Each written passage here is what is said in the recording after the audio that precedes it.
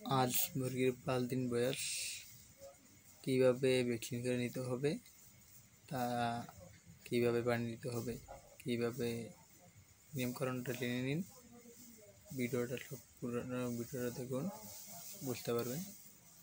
5 দিন বয়স সময় ভ্যাকসিনটা করে নিতে হবে। রানীক্ষেত ভ্যাকসিনটা এটা উপকারের বড় ধরনের রোগ বালাই থেকে দূরে রাখবে।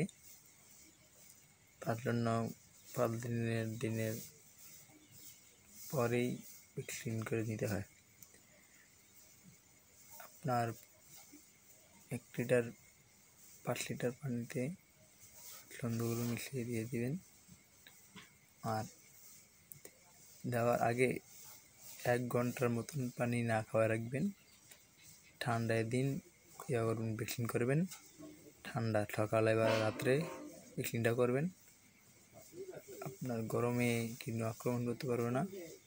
1 ঘন্টা না খাওয়া রাখবেন, কারণ কি পানিটা না খাইলে 1 ঘন্টা পরে সবগুলা মুরগি একলগে ধরাই গিয়া খাইতে দেবে, খাইবে সবগুলা খানা।